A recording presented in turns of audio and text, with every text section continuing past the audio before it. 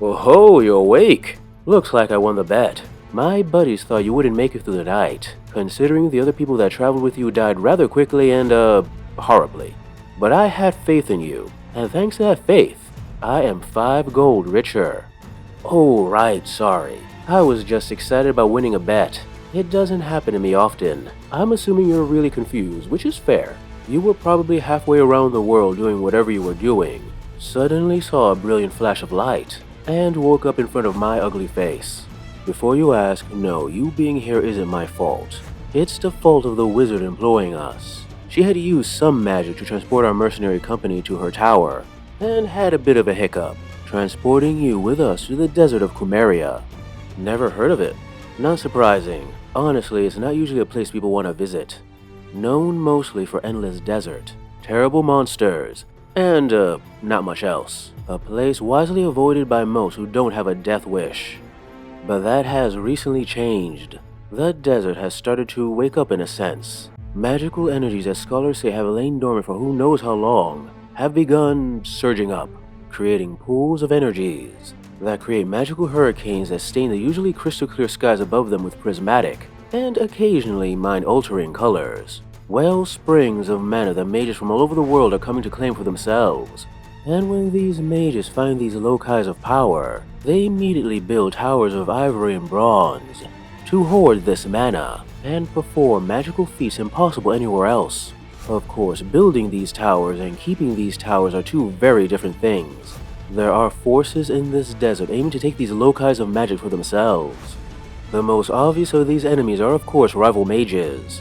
There are far more mages than there are pools of unimaginable power, and so it is not uncommon for mages to duke it out over a particular loci.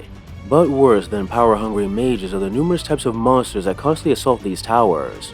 Some are monsters that have always resided in this desert, that you might even have in your land, such as goblins or undead. Others are monsters that have never been seen before, creatures that have been buried in the sand for eons, perhaps waiting for this resurgence of magic to occur.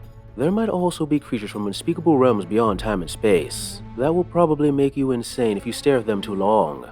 I suggest you quickly learn how to fight with your eyes closed, in case you ever encounter one of those. To defend their sorcerous fiefdoms from fellow mages or rampaging monsters, these mages employ many methods. The most common method is to hire mercenaries like us, fighters and archers to use in combat, as well as engineers to put up or break down defenses and traps. The danger is high, but the pay is glorious.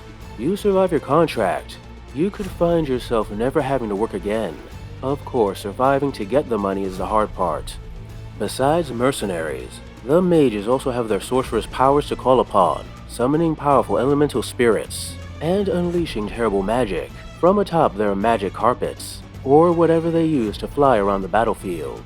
And each of these mages tend to focus on a particular school of magic, which you should at least know a bit about if you're going to be facing these mages in the future. All mages are able to strengthen their minions and summon elementals, but the mages who focus on the school of adjuration are masters of it. They are able to greatly strengthen us mercenaries, increasing our survivability quite a bit, which is always appreciated. And their elementals are absolutely terrifying, able to smash down most defenses with ease. Those mages who study the school of domination are able to control the various monsters that prowl these lands. It doesn't matter if it's a horde of goblins or an undead monstrosity. The mage is able to put it under their full control. It is admittedly a useful ability, but fighting alongside a death knight that was trying to skewer you only 5 minutes ago can be a bit off-putting. The school of fulmination focuses on the manipulation of sand, which, as you can guess, can be pretty useful in a desert. They are able to create sandstone walls and quicksand to control the battlefield, and once the enemy is nice and cornered, summon sandworms to feast on their flesh.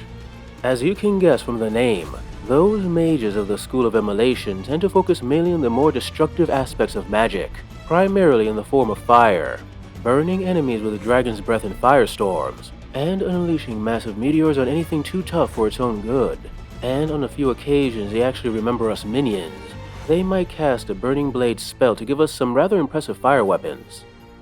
You still seem confused. I was sure I explained everything pretty clearly. Oh, you're wondering why I'm speaking as if we're going to be working together. Well, you see, you being here was a mistake. And our current boss, like a lot of mages, tend not to react well to people pointing out their mistakes, so much so that they might decide to remove their mistake from existence.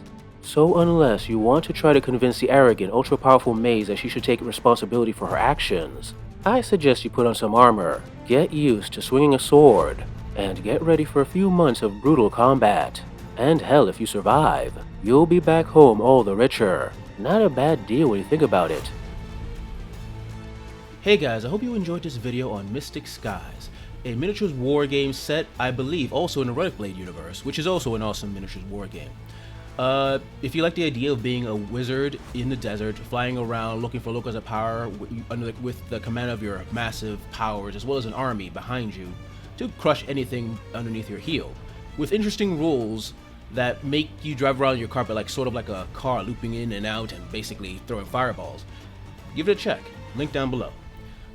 If you really like the video, please like, subscribe, comment, press the little bell so you know where I post, etc. So that YouTube guys know I exist, and hopefully more people can see my content and hopefully be interested in other miniature war games. And if you really like it and you have the cash, please consider sending a little money over to my Patreon and my Ko-fi account. The extra money gives you a chance to work on these stories I love. Anyway, thanks for listening/watching, and see you next time.